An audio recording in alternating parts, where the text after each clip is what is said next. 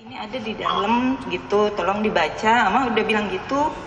Oh, terus responnya Halo, gimana setelah baca?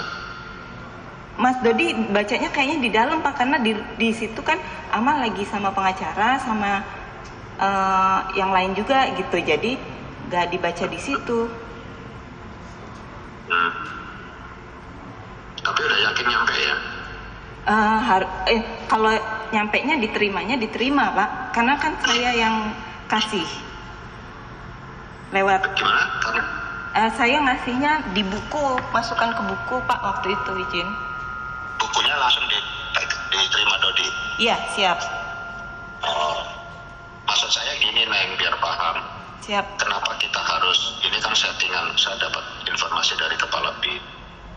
Memang ini udah diincar lama, dibuntutin, padahal tujuan kita kan nggak gitu. Siap. Tujuan saya itu supaya Dodi bisa nangkap si Anita, lalu bisa saya usulkan ke Bukit Tinggi lagi, kan gitu.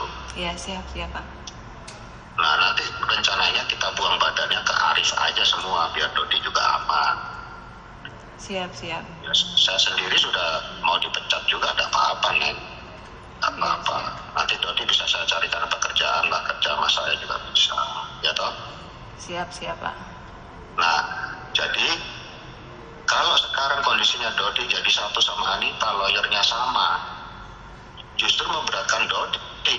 Mana bisa lawyer nggak dibayar begitu, dibayar oleh negara berapa dia, jadi pasti ngikutin apa maunya penyidik. Siap.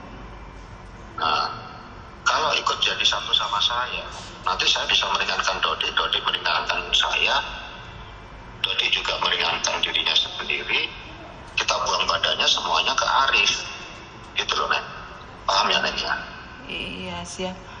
Maksudnya buang badan, Ama juga Ama nggak ngerti itu Pak, izin. Buang Ama badan tuh maksudnya ya ini barang semua punya si Arif gitu. siap. Jadi misalnya itu ada barang di rumahnya Dodi 2 kilo, bilang aja itu punyanya Arif, nggak tahu isinya apa, taunya kayu apa kayak kan gitu. Siap. Nah gitu loh contohnya. Nah kalau kita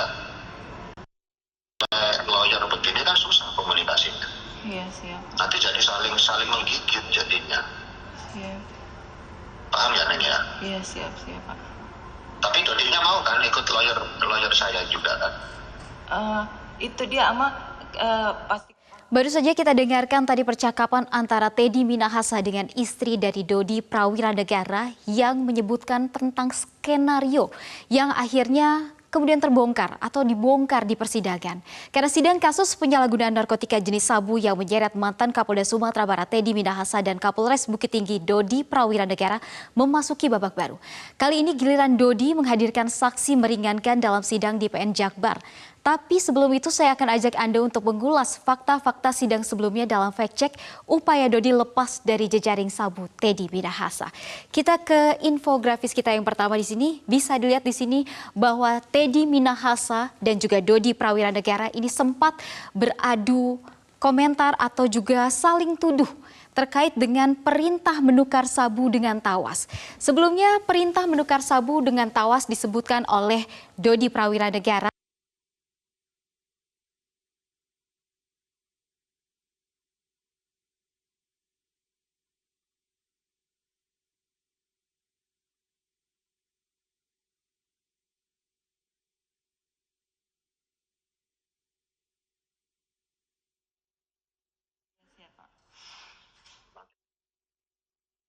Ini loh, saya ada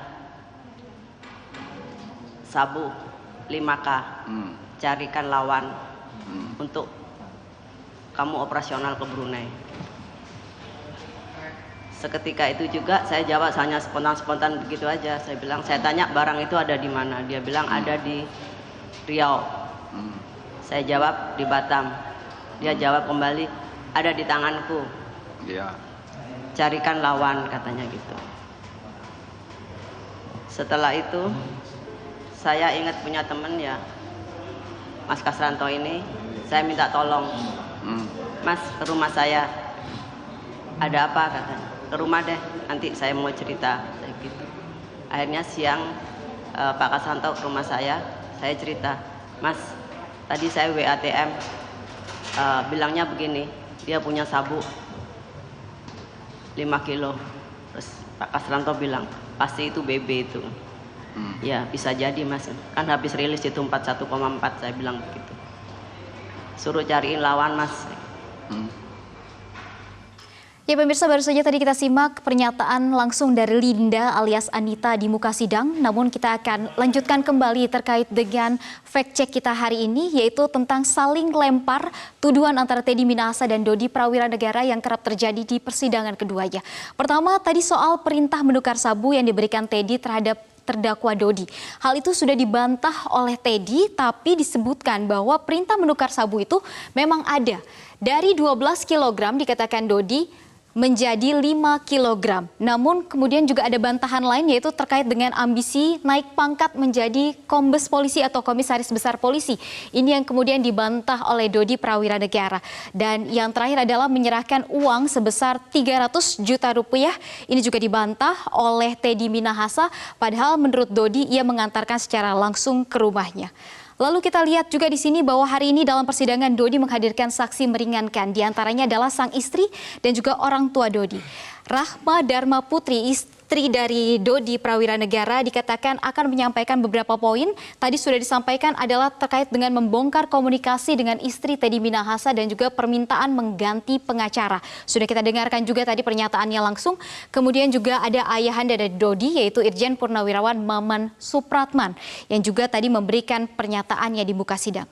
Sebelumnya dalam persidangan terdakwa Teddy Minahasa dengan saksi Dodi Prawiranegara sempat disebutkan soal skenario buang badan sabu yang dikatakan akan ia limpahkan ke orang-orang lain atau terdakwa lainnya. Saat itu Dodi Prawiranegara menerima surat berisi skenario dari Teddy Minahasa.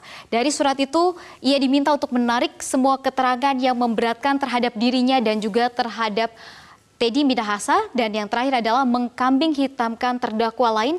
Dalam hal ini yang akan dikambing hitamkan adalah Linda alias Anita serta Arif atau ajudan dari Dodi Prawiranegara.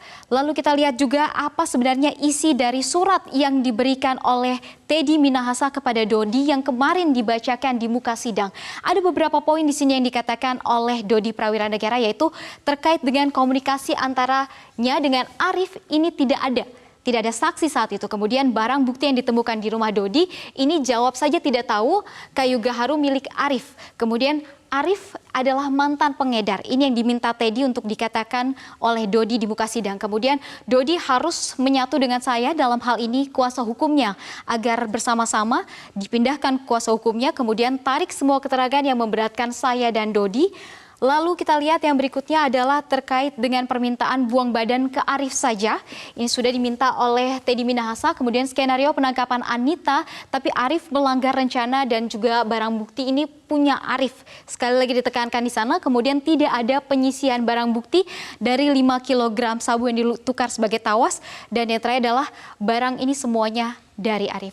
Nah, surat yang disebut oleh Dodi ini kemarin memang sudah dibacakan. Lalu kita lihat lagi apa sebenarnya yang menjadi dakwaan atau jerat pidana pada para pelaku ini. Di antaranya memang kita ulas sedikit adalah terkait dengan tersangkanya. Tersangkanya ada 11 orang, 6 warga sipil dan juga 5 anggota Polri. Jeratan bagi para terdakwa yang sudah menjalani sidang dalam hal ini ada Teddy Minahasa, kemudian Dodi Prawiranegara, kemudian Linda alias Anita adalah pasal 114 ayat 3, subsidiar pasal 112 ayat 2, jungto pasal 132 ayat 1, UU Narkotika Jungto pasal 55 KUHP dengan ancaman maksimal hukuman mati dan minimal 20 tahun penjara. Nah, terungkap dalam persidangan bahwa Teddy Minahasa ini bersiasat untuk lepas dari jerat pidana penyalahgunaan narkotika. Lantas, apakah fakta ini dapat memperberat hukuman bagi Teddy? Untuk membahasnya lebih lanjut, kita bergabung bersama pakar hukum pidana sekaligus mantan hakim Asep Iwan Iriawan. Kang Asep, selamat siang. Selamat siang Kang Asep. Nah, ada upaya menggabungkan kuasa hukum Teddy Minahasa dengan Dodi Prawiranegara. Ini diungkap oleh istri Dodi tadi dalam persidangan, dan kita dengarkan dulu pernyataan lebih lengkapnya sebelumnya dari istri dari Dodi Prawiranegara.